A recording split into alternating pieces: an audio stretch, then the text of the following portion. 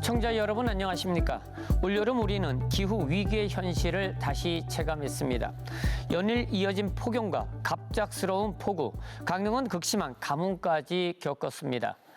이처럼 기후변화가 가속화되면서 탈탄소를 위한 에너지 전환은 선택이 아닌 생존의 과제가 되었습니다. 그 대안으로 전 세계가 주목하는 것이 바로 수소 산업입니다. 오늘 시사반장에서는 국내 첫 수소 특화단지 지정과 수소 저장, 운송, 클러스터 조성을 중심으로 수소 산업이 지역과 사회에 미칠 영향에 대해 이야기를 나눠보도록 하겠습니다. 함께 하실 분들을 소개해 드리겠습니다. 먼저 이관영 박사님 나오셨습니다. 안녕하세요. 안녕하세요. 네, 반갑습니다. 김주헌 팀장님 나오셨습니다. 안녕하십니까. 안녕하세요. 그리고 최인수 교수 나오셨습니다. 안녕하세요. 안녕하십니까. 네, 반갑습니다. 먼저 기후 위기 대응이 전 세계적으로 가장 큰 과제인데요. 수많은 에너지원 가운데 특히 수소를 주목해야 하는 이유가 무엇일까요? 이관영 박사님. 예, 탄소 중립 관점에서 말씀을 드리겠습니다. 수소는 다양한 에너지 가운데 가장 청정한 에너지라고 말씀을 드릴 수가 있는데요.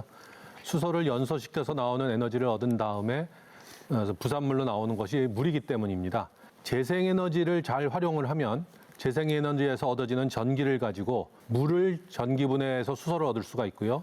수소를 연소하게 되면 에너지를 얻고 다시 물로 돌아가기 때문에 순환 가능한 그러한 에너지라는 것도 굉장한 장점이 되겠습니다. 수소는 최근에 땅속에 묻혀있는 수소로서 존재하는 물질이 있다고는 알려져 있지만 아직 활용을 못하고 있고요. 공기 중에 있는 수소를 분리해서 얻는 것은 굉장히 어렵습니다. 수소는 다른 물질과 화합물의 형태로 이루어져 있는데요.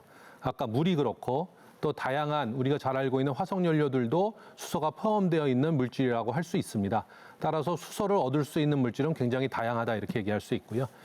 또 하나 수소를 에너지원으로 쓰는 데 있어서 다양한 방법들이 있는데 수소는 저장이 쉽지는 않지만 가능성이 여러 가지 형태로서 가능합니다. 잘 아시다시피 가압으로 저장을 하고 운송하는 방법이 있고요.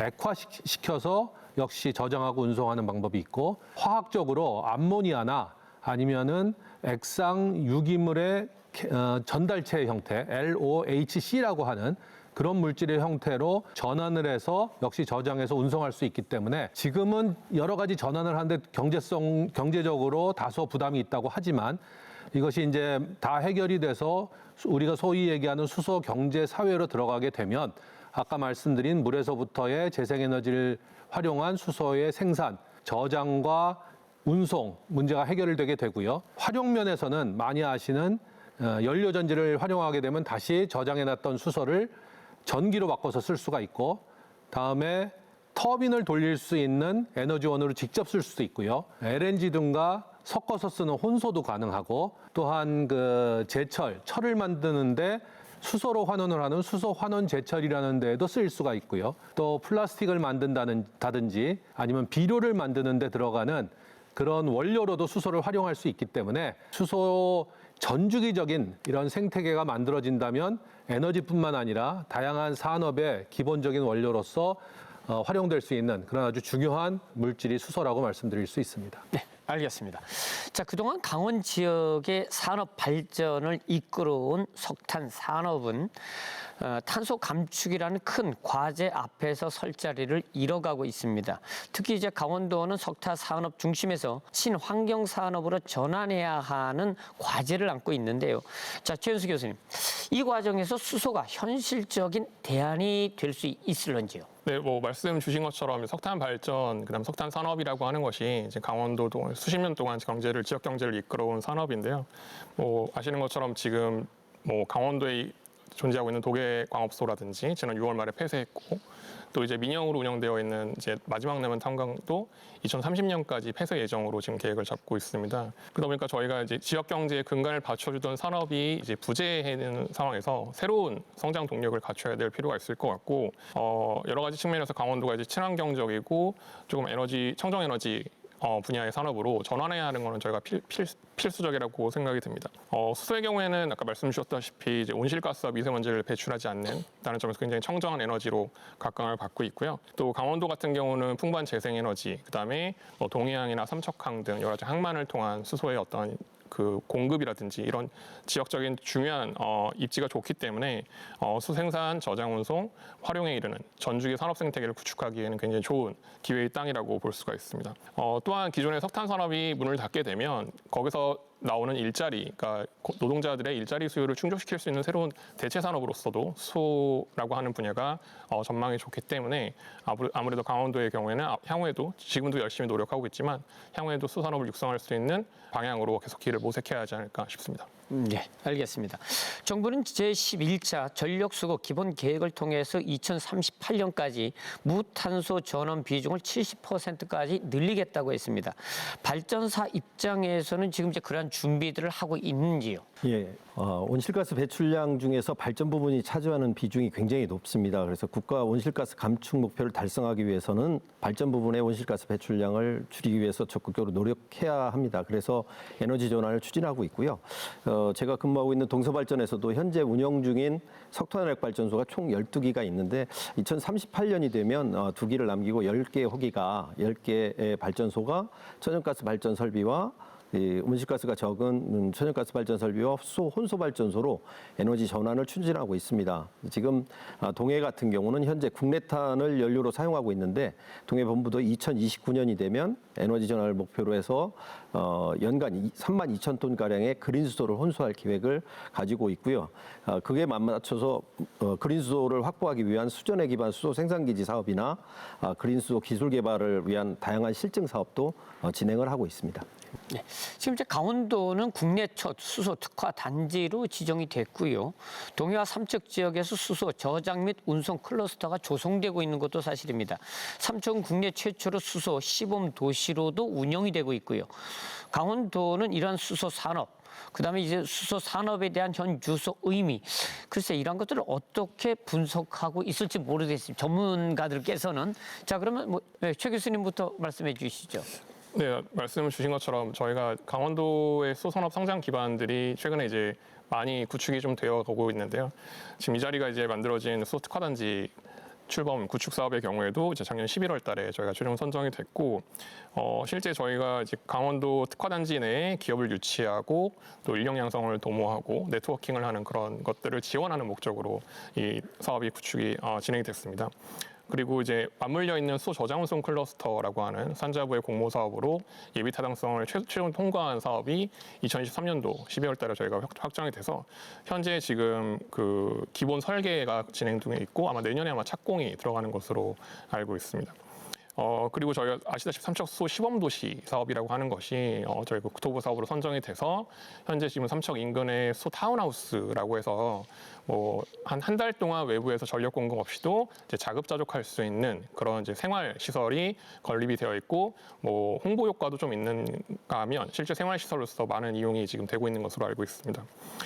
비슷한 시기에 저희 에콰수 규제자 특구 사업도 이제 선정이 돼서 뭐 에콰수의 어떤 용기나 저장 용기나 탱크를 개발하는 것들, 그다음에 충전소나 뭐 모빌리티적으로 활용하는 여러 가지 실증 사례들에 대한 기술 개발 사업이 진행이 돼서 사실은 지난 한 5년, 4년에서 5년 동안은 저희 강원도 수산업이 어느 정도 성장기와 도약기를 맞이했다고 저는 생각을 하고 있습니다. 다만 이제 아쉬운 점은 이제 한 5년의 시간이 지났기 때문에 저희가 이제 그런 재정 지원 사업에 대한 성과를 조금씩 요구받고 있는 실정이라고 볼 수 있거든요. 그래서 그런 성과를 조금 더 보여주고 중요한 것은 이런 사업 종료 후에 그동안 수행했던 수행 내용에 대한 정확한 평가와 진단, 환류를 종합해서 앞으로의 강원도 수산업의 방향을 다시 한번 제시하고 조명할 수 있는 기회로 삼아야 된다라고 저는 생각을 하고 있습니다. 네, 알겠습니다. 자, 김주원 팀장님 어떻게 생각하십니까? 그 수소의 생산과 저장, 운송, 활용 이 전주기 중에 수소의 저장과 운송이 20에서 40% 정도 차지한다고 합니다. 이러한 그 수소 경제에 있어서 수소를 어떻게 저장하고 운송하느냐 하는 부분이 수소의 경제성을 확보하는 데 가장 중요한 부분이고요. 그러한 의미에서 본다면 강원도가 수소 저장 운송 클러스터로 지정이 되고 그 저장 운송 클러스터 사업이 원활하게 진행되기 위해서 특화단지로 지정된 것은 굉장히 의미 있는 일이라고 생각을 합니다. 지금까지는 울산이나 여수, 뭐 충남의 대산처럼 화석연료를 기반으로 하는 대용량 수소를 생산하는 정유 플랜트에서 생산되는 수소가 수소 경제를 끌어왔다면 이제는 그린 수소 쪽으로 가야 되고 그린 수소의 가장 기본이 되는 재생에너지는 강원도가 풍력 발전이 1위입니다. 그리고 수력 발전도 1위입니다. 굉장히 풍부한 재생에너지를 기반으로 해서 그린 수소 공급망을 확충을 하고 또 여기서 저장 운송 기술을 확보한다면 그걸 기반으로 해서 산업 생태계, 수소 산업 생태계를 조성하고 이런 노력들을 함께 해나간다면 충분히 우리 강원도가 다시 재도약할 수 있는 기반이 될 거라고 이렇게 생각을 합니다. 예. 그래서 이런 것들을 잘 끌어가려면 산업계나 학계나 뭐 연구계뿐만 아니라 이제 그 지자체까지 그리고 또 정부까지 그 많은 지원과 협력 그리고 같이 특허단지라는 게 미국의 실리콘밸리나 독일의 드레스덴처럼 어떤 사업이 초기에 있을 때 초기에는 어쨌거나 정부에서 정책적으로 지원을 좀 해주고 인큐베이팅해서 성장할 수 있도록 그렇게 씨앗을 좀 뿌려주는 것이 중요하다고 생각을 합니다. 네. 이건영 교수님 어떻게 생각하십니까? 예, 제가 지금 이제 출연연에서 연구 개발을 하고 있는데요. 기초 원천 연구도 굉장히 중요하지만 사실 기술 개발에 있어서는 그 이제 우리가 기초 원천에서 얻은 성과를 실증해서 보여주는 것이 굉장히 중요합니다. 이게 정말로 활용할 수 있는 기술인지 아닌지를 실증하는 것이 굉장히 중요한데요. 저희가 하고 있는 지금 전략연구단의 실증 업무를 여기 계시는 이제 동서발전 동해의 사이트에서 하려는 계획을 세우고 있습니다. 근데 그게 아까도 계속 나오고 있는 이 수소 전주기적인 생태계 구축이 중요하다 그러는데 지금 동서발전이 동해에 갖추고 있는 것이 태양광에서 재생에너지를 전기로 얻은 다음에 그 전기로 수전해를 해서 수소를 만드는 것까지의 그 인프라가 다른 사업에서 이미 갖추어져 있습니다. 근데 아까 저희 같은 경우에는 그 수소를 저장했다가 그 다음 단계로 넘어가는 활용 단계로 넘겨주는 그런 연구를 하고 있기 때문에 그것을 기존에 있는 성과물하고 저희가 얻은 성과물을 잘 연결해서 실증해서 보여줄 수 있는 그런 것을 강원도에 와서 할 수 있다 하는 것이 굉장히 큰 장점이라고 저희는 생각을 하고 있습니다. 혹시 이것을 통해서 강원도가 새로운 어떤 전환, 변환의 좀 단계에 들어섰으면 하는 생각이 있고요. 김 전 팀장님, 지금 이제 동해에서 수전의 기반 수소 생산 기지를 이제 추진하고 있다고요. 우선 이제 수전의 기반 수소 생산이 뭔지 저도 생소하거든요. 그래서 좀 설명을 좀 해주시고요. 그다음에 이제 강원 동해안이 수소 산업 거점 지역으로서 성공이 가능할까 하는 생각도 들거든요. 네, 말씀해 주시죠.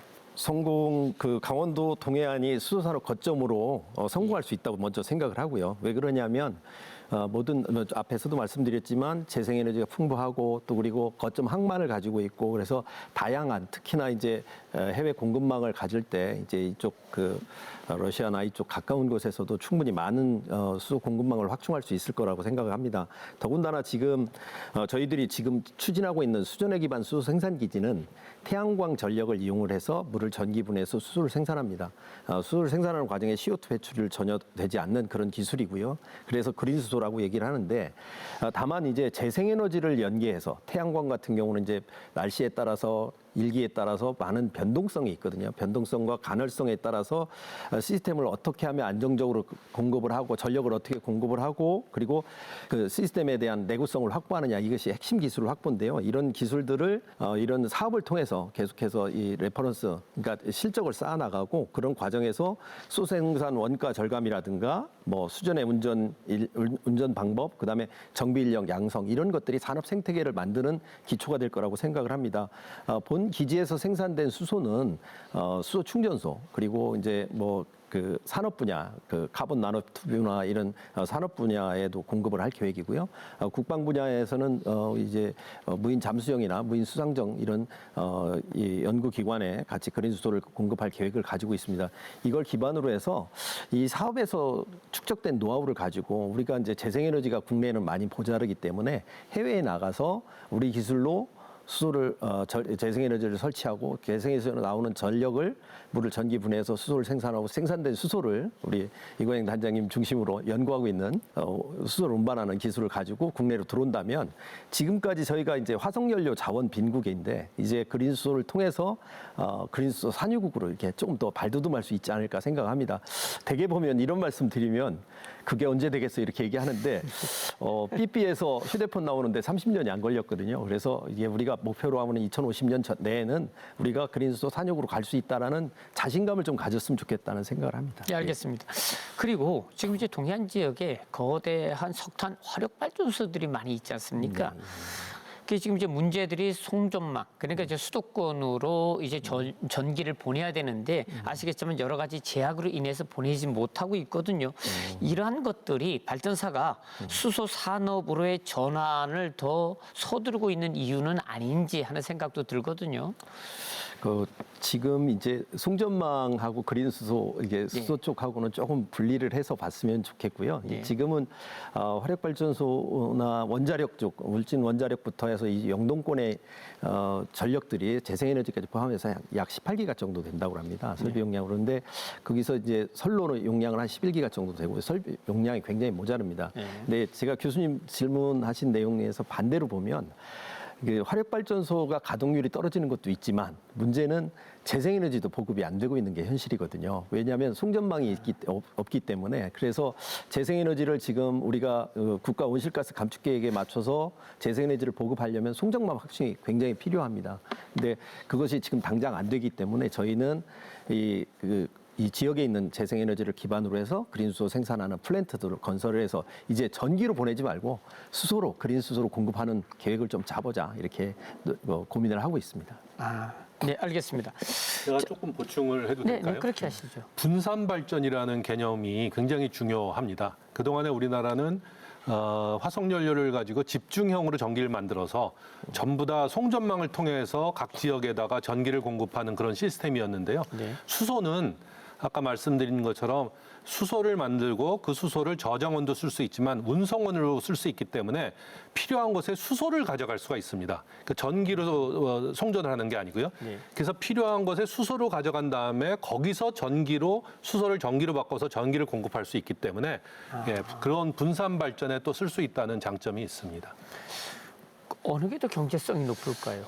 그거는 케이스 바이 케이스인 것 같아요. 그러니까 대량으로 해서 송전하는 것이 뭐 일반적으로 봐서는 다 최적화되어 있기 때문에 경제성이 있는 것처럼 보이지만 사실 전기를 송전하는 데 들어가는 로스는 또 한 10% 정도 있다라고 하거든요. 맞습니다. 그러니까 수소도 지금은 이제 하나하나 움직이려면 굉장히 어렵지만 전체 시스템이 갖춰져서 아까 화학적인 다른 저장 방법으로 전환하는 데 드는 비용도 낮아지고 또 그거를 가져가는 것도 싸지고 워낙 대량으로 쓰게 되면요.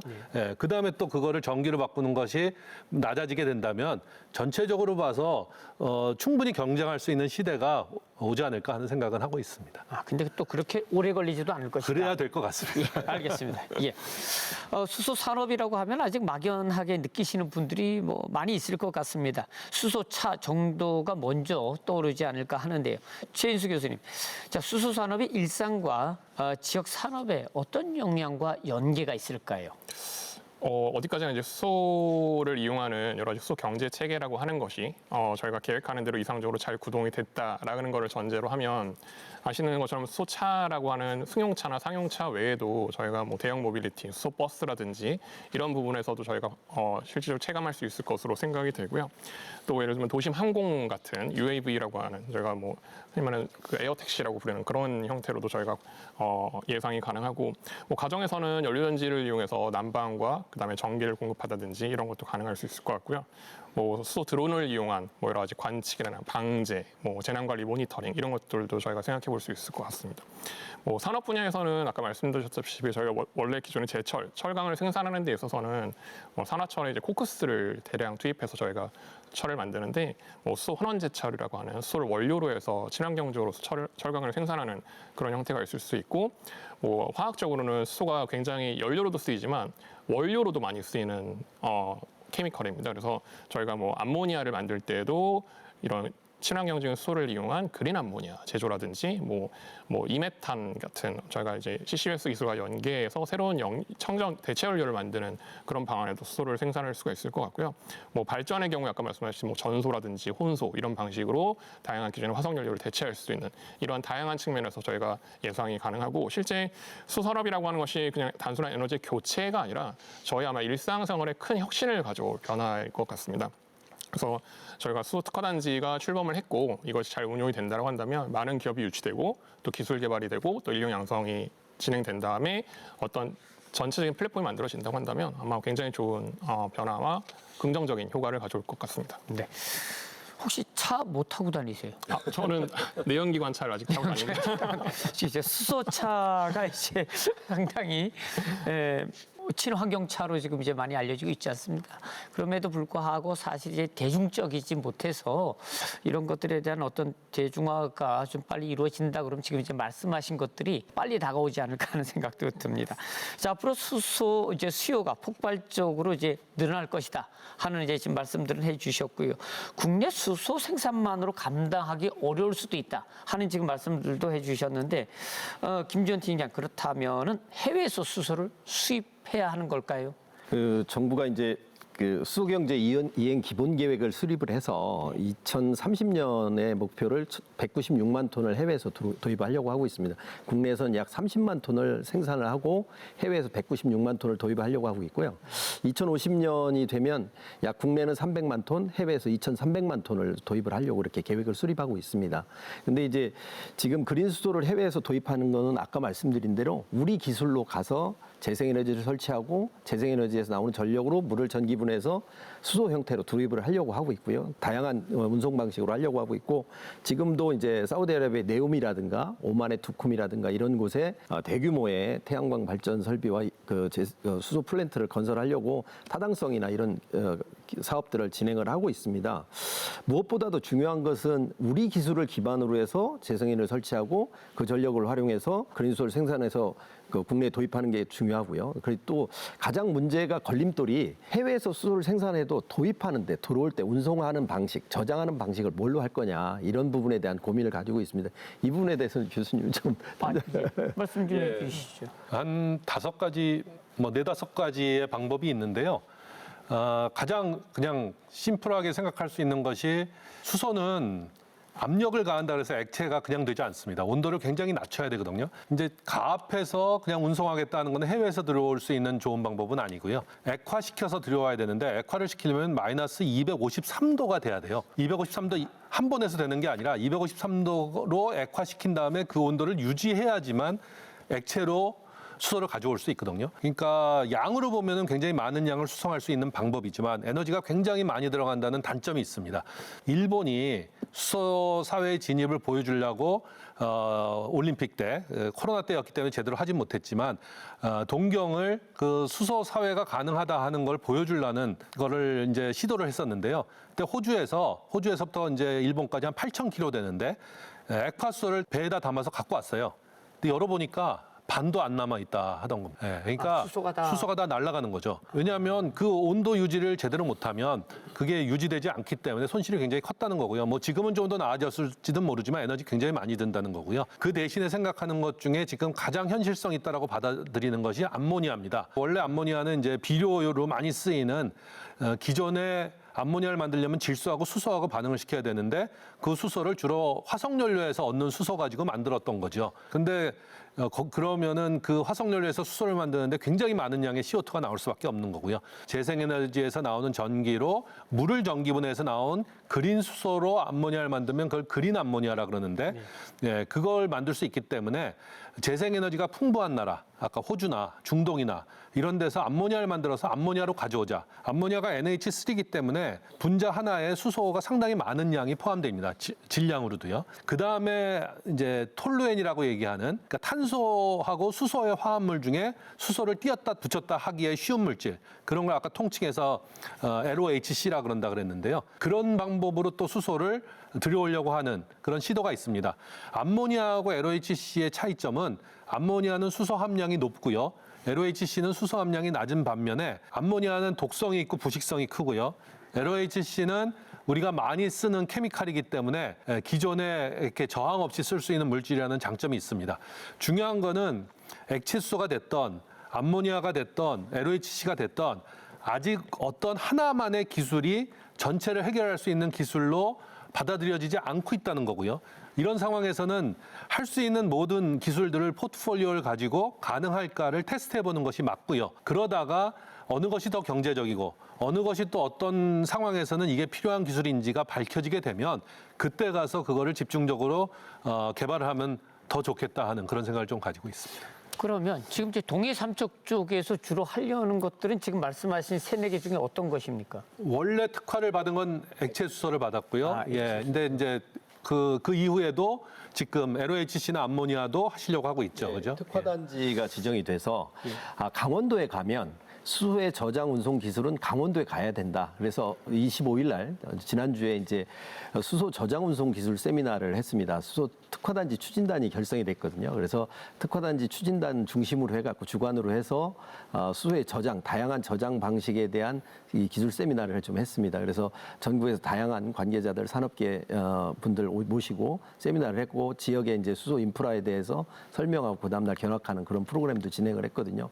그래서 앞으로는 지금 단장님 말씀하신 대로 다양한 방식의 꼭 액화뿐만 아니라 뭐 암모니아, LOHC, 저장화금, 다양한 기술, 이메탄까지 다양한 기술에 대해서 강원도에 가면 수소에 대해서 수소의 저장 운송 기술은 강원도에 가라. 이렇게 얘기가 나올 수 있게끔 열심히 하려고 하고 있습니다. 아까 제가 그 분산 발전 말씀드렸잖아요. 예. 그러니까 강원도에서 이제 좋은 수소를 재생에너지로부터 만들었다고 쳐도 강원도에 이렇게 산업체들이 많이 있는 것이 아니니까 결국에 수도권에 아까 분산 발전으로 에너지를 공급할 수 있는 수단으로 쓰는 것이 가장 좋다라고 생각하는데 그러면은 만든 수소를 무엇으로 공급하는 것이 가장 좋겠느냐입니다.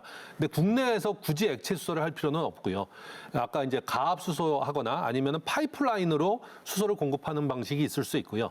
암모니아는 독성이 있어서 국내 수송에는 지금 현재 법으로는 상당히 제한이 있습니다. 그러니까 LOHC는 또 가능한 방법이거든요. 그러니까 파이프라인이 더 좋을지 LOHC가 좋을지 이제 그런 것들은 해나가면서 적절한 방법을 찾아가는 것이 옳다라고 생각을 합니다. 그러면 어쨌든 동해안 지역에서 수소를 생산해 낸다고 하더라도 결국 수요처가 수도권이라 그러면 수도권으로 옮겨갈 수밖에 없는 상황인 건데 중요한 건 이제 안정적으로 어떻게 운송할 거냐. 네, 그렇죠. 예. 지금 이제 수도권에서 전력 소비량의 40%를 우리나라 국내에서 생산되는 전력의 40%, 뭐 36%에서 한 40%를 사용한다고 합니다. 그래서 모든 에너지도 그렇게 쓸 수밖에 없고요. 아까 단장님 말씀하신 대로 수도권의 인근에 이제 발전소들을 짓게 되면 이제는 무탄소 전원으로 해야 되기 때문에 수소 혼소를 해야 됩니다. 거기에 꼭 필요한 것들이 수소기 때문에 그 수소를 우리 동해안에서 해외에서 도입되는 수소든 아니면 강원도에서 생산된 수소든 다 공급망을 확충해서 공급할 수 있도록 그렇게 생태계를 만들어가는 게 중요하다고 생각합니다. 알겠습니다. 수소는 저장과 운송이 쉽지 않다고 알려져 있습니다. 액체로 만들거나 암모니아 형태로 이제 바꿔야 한다라고 하는데 이런 기술이 지금 어느 정도까지 이제 발전해 있는가 하는 거거든요. 최 교수님, 어느 정도까지 발전돼 있습니까? 일단 말씀하신 대로 이제 저희가 지금 현재 수소를 저장하고 운송하는 방식은 이제 예. 고압으로 기체를 압축해서 운송하는 방식을 사용하고 있습니다. 근데 이러한 방식이 실제 부피당 수소를 저장하고 운송할 수 있는 비율이 좀 적다 보니까 또한 이제 굉장히 높은 압력, 뭐 운송용으로는 200바, 뭐 충전소용으로는 350바 내지 700바로 압축을 하다 보니까 위험하죠. 안전성에 대한 부분이 있어서. 그래서 저희가 그 대안의 저장 방식으로 쓰는 것이 지금 계속 말씀 주셨던 암모니아라든지 뭐 액상유기화합물 LOHC, 그다음에 고체 수소, 저장 화금 이런 유가 있습니다. 실제 저희는 저장 운송과 관련된 기술에 있어서는 뭐 말씀하신 유럽이나 미국, 그다음에 일본 이런 해외 선도 국가의 기술 수준에 비해서는 조금 아직 낮은 게 사실입니다. 왜냐하면 늦게 출발을 했기 때문에. 그래서 실제 뭐 가까운 선진국, 기술 선진국의 일본이나 미국 같은 경우는 거의 상용화 단계에 진입했다라고 보실 수가 있고요. 우리나라 같은 경우는 이제 실증 단계 혹은 시제품 생산 단계라고 보시는 게 맞을 것 같습니다. 뭐 실제 해외 같은 경우는 뭐 2030년까지 대규모 상용화까지도 목표를 하고 있는 것으로 제가 알고 있고요. 근데 실질적으로 이제 저희가 아까 그 박사님께서 굉장히 좋은 말씀 주셨는데 운송 방식이 이렇게 다양하지만 저희가 뭐 소저장 운송 클러스터도 액화 중심으로 되어 있긴 하지만 포트폴리오를 굉장히 다양하게 일단은 가져가는 것이 굉장히 중요하다고 생각합니다. 그러니까 기술 수준도 어느 하나에 집중해서 무조건 이것만 기술 발전을 하자라는 것이 아니라 동등한 조건에서 실제 우리가 할 수 있는 범위 내에서 할 수 있는 재원을 가지고 모두에게 기회를 주고 그 포트폴리오들이 나중에 어떻게 평가를 받느냐에 따라서 좋은 평가를 받는 뭐 기술적으로나 경제적으로나 좋은 평가를 받는 기술로 저희가 나중에 취사 선택을 할 수 있는 그런 상황까지 가야 되지 않을까라는 생각을 하고 있습니다. 지금 그런 것들은 이미 세계적으로 좀 연구가 되지 않았을까요? 그래도 아직 그 상업적으로 완전하게 활용되고 있는 방법은 많지 않고요. 암모니아는 원래 하버보시법이라고 하는 암모니아 생산법이 워낙 확보되어 있는 것들이 있었기 때문에 완전한 그린 암모니아는 아니더라도 쉽게 만들 수 있는 케미칼이라는 점 때문에 많은 사람들이 암모니아에 이제 활용을 하려고 그런 노력을 했던 거고요. 근데 더 그린한 방법으로 가기 위해서는 아직은 기술적인 허들이 있고요. 저는 거꾸로 보면 그렇기 때문에 우리에게도 기회가 있다고 생각합니다. 선진국도 그렇게 아직 완벽하게 다 완성되어 있는 기술을 갖고 있지 못하기 때문에요. 예, 우리나라의 그 국민들의 우수성 생각하면 충분히 쫓아갈 수 있는 그런 여지가 있지 않나 하는 생각입니다. 알겠습니다. 그리고 제가 이어서 말씀드리고 싶은데 2019년도 강릉에서 수소 탱크 예. 폭발 사고가 있었죠. 주민들 입장에서는 이제 대규모 수소 저장 시설이 이게 위험하지 않을까 이제 우려하시는 분들도 많이 있습니다. 그러니까 안정성은 보장이 되고 있습니까? 예, 제가 말씀을 드리죠. 네네. 그 수소는 안전한가? 세상에 안전한 에너지, 안전한 케미칼은 없다라고 생각하시는 게 맞고요. 어떻게 관리하느냐가 굉장히 중요합니다. 2019년에 있었던 사고는 수전해, 그 알칼라인 수전해라고 얘기하는 이게 수소는 공기 중에 4에서부터 75% 범위 안에만 존재하게 되면 그 외부로부터의 기폭제, 충격에 의해서 폭발할 수 있습니다. 그건 이미 너무나 잘 알려져 있는 사실인데 수전해에서 알칼라인의 가장 치명적인 아주 좋은 수전의 방법이지만 가장 치명적인 부분이 수소하고 산소가 혼합돼서 나올 가능성이 다른 수전해법에 비해서 높다는 거거든요. 그걸 알고 있는데도 나오는 수소 탱크에 산소가 혼입되는 것을 간과를 했던 거죠. 그래서 생긴 폭발인데 지금의 그 수소 관련돼 있는 안전법이나 안전 관리에서 보면은 도저히 있을 수 없는 일이고요. 그런 IEA, 국제 그 에너지를 다루는 에이전시가 있는데 거기에 보고 자료에 의하면 우리가 지금 많이 활용해서 쓰고 있는 LNG나 LPG에 비해서 수소는 더 안전하다라는 내용이 있습니다. 그럼 왜 그러냐 하면요. 수소는 굉장히 가벼운 기체입니다. 그래서 수소는 어느 정도 유출이 되더라도 이렇게 우리가 살고 있는 주변에 머물러 있지를 않습니다. 날아가죠. 예, 굉장히 빠르게 날아가기 때문에 이게 어디다가 담아놓고 거기다가 이거를 뭔가 충격을 줘서 산소하고 혼입시키고 폭발시키지 않는 한 그런 대규모의 그 폭발은 사실 일어나기 굉장히 어려운 것이고요. 예, 그래서 산소 센서라든지 지금 뭐 많이들 개발이 됐기 때문에 센싱을 제대로 하고 관리를 제대로 한다면 충분히 관리할 수 있는 그런 에너지원으로 사용할 수 있을 것이다 이런 생각을 갖고 있습니다. 네, 알겠습니다. 제가 네. 좀 설명을 네네네.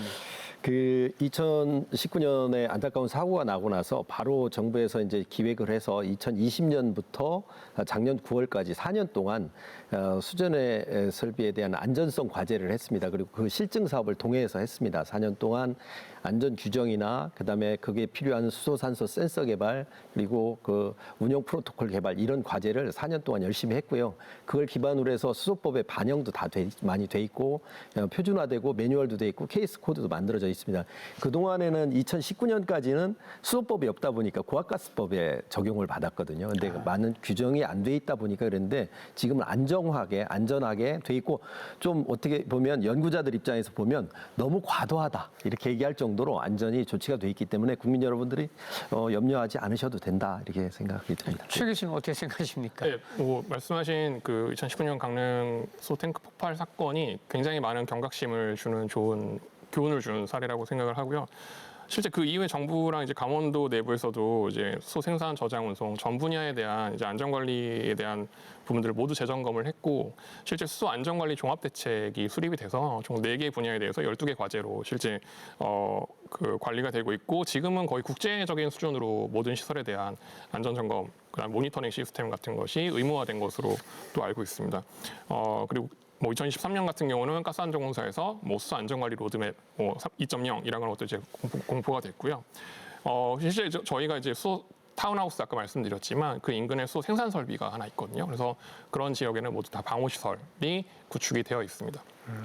또 안전 관련해서 저희가 이제 R&D 인프라, R&D 지원 그 기관이라고 하는 것들이 그 이후에 굉장히 많이 생겼습니다. 예를 들면 영월에 있는 한국가스안전공사 에너지안전실증센터라든지 아니면 음성에 있는 수소 제품 시험성 평가센터, 그다음에 액화수소 검사 지원센터라든지 이런 수소와 관련된 기술이나 시제품, 제품에 대한 안전성을 평가하고 인증하는 그런 그 부서들이 많아졌거든요. 그래서 단순히 생산하는 것에 그치는 것이 아니라 이게 유통되고 판매되는 전 과정에 있어서 안전이라고 하는 키워드가 지금 다 잘 들어가 있다고 보면 될 것 같습니다. 알겠습니다. 안전하다는 얘기죠? 네, 맞습니다. 예, 알겠습니다. 벌써 저희들이 이제 토론한 시간이 이제 많이 지나가고 있습니다. 이제 마지막 질문인데 앞으로 이제 강원도가 수소 거점 산업 지역으로 성장하기 위해서 다른 지역과 차별화된 전략이 중요하지 않을까 하는 생각이 듭니다. 그러니까 어떤 전략이 필요하다고 보시는지요? 먼저 이 박사님부터 말씀해 주시죠. 예, 뭐 아까 많이 나왔던 얘기인데요. 강원도는 일단 제가 볼 때 재생에너지에 대한 인프라, 그다음에 항만, 그러니까 해외로부터의 수소 도입에 아주 최적지가 아닌가 하는 생각을 하고요.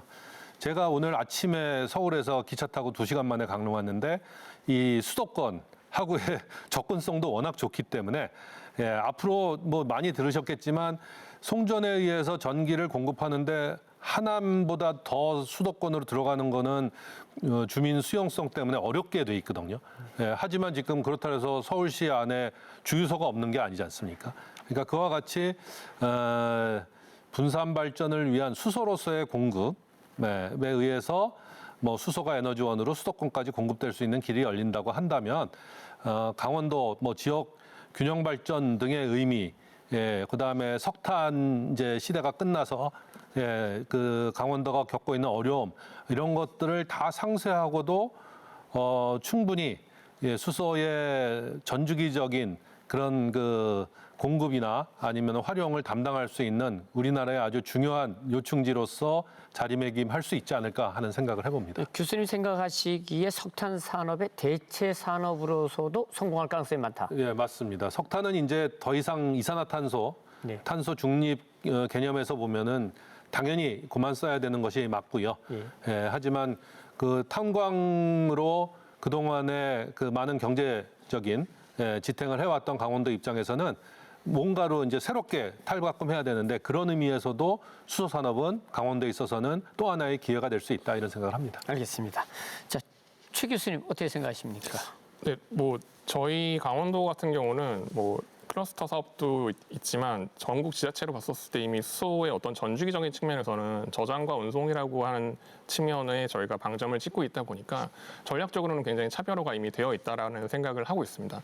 다만 워낙에 저희 뭐 제조업 여건이 부실하고 취약하고 뭐 지역적으로 좀 여러 가지 한계가 있다 보니까 실제 도약기와 준비기를 거쳤지만 이제 성장기로 넘어가는 그 과정에 좀 시간이 많이 걸린다라고 판단이 되는 거거든요. 그래서 이 부분에 대해서 좀 기다려줄 수 있는 좀 인내심을 좀 가져야 될 것 같다. 첫 번째 생각이고요. 두 번째는 어쨌든 저희 강원도에서 그런 일을 수행하려면 기업들이 지속적으로 강원도에 유입이 되고 또 인력이 창출이 되고 또 고용이 발생을 하면서 자금이 모이는 이런 선순환적인 구조가 만들어져야 되는데 이런 부분에 대해서 좀 전략적으로 저희가 수용하는 그런 뭐 지자체와 광역지자체와 그다음에 뭐 지방자치 쪽에서의 어떤 노력들이 많은 노력이 필요하지 않을까라고 생각됩니다. 네, 알겠습니다. 자, 김주원 팀장.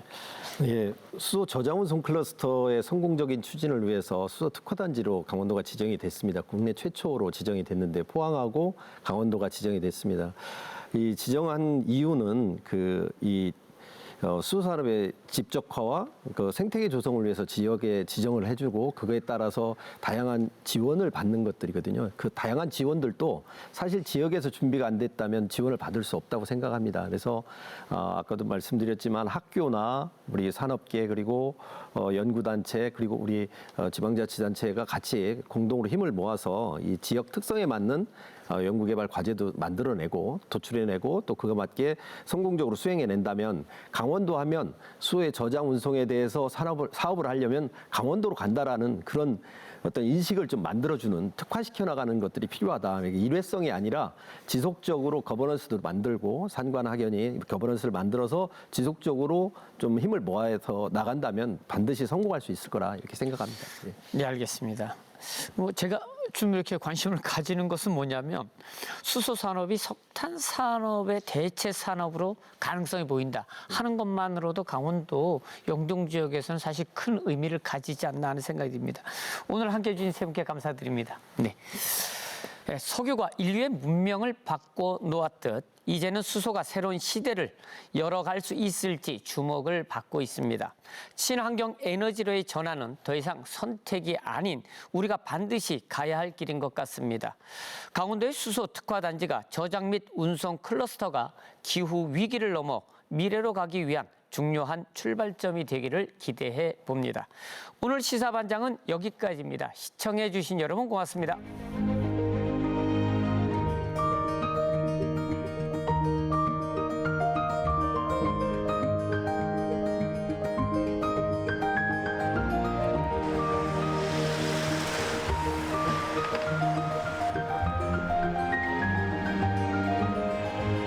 강원도 동해시에는 수소 저장 운송 클러스터와 수소 특화 단지로 지정이 된 부평 제2 일반 산업단지, 그리고 수소 기회발전 특구로 지정이 된 강원 경제자유구역 부평지구가 있습니다. 이곳으로 이전을 하는 또는 확장하는 기업에게는 저희가 투자 보조금을 지원을 하고 세제도 혜택을 드립니다. 또한 R&D 지원이나 필요한 인재 양성 같은 재정적이고 행정적인 지원을 앞으로 계속 확대할 계획입니다.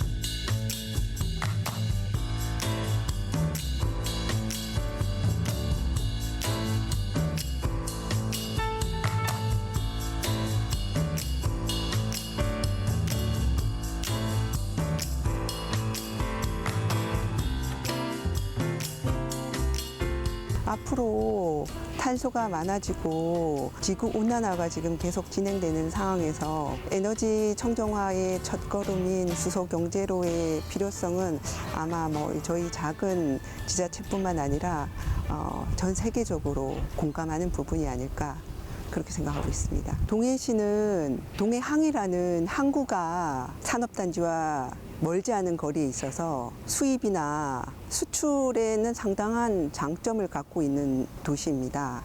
또한 수도권으로의 이전으로 친다면 저희가 최근에 철도도 확대가 되고 평택과 삼척으로 이어지는 도로 부분도 확장이 될 예정으로 있기 때문에 이전을 망설이고 계신 기업한테는 아마 좋은 장점이 되지 않을까, 이렇게 생각합니다. 지역 주민들에게는 아무래도 인구가 늘어나고 사람들이 북적거리게 되면 아무래도 이 수소 관련 업체들이 접촉이 많아지게 되면 지역 경제 활성화에도 도움이 되지 않을까, 이렇게 판단하고 있습니다.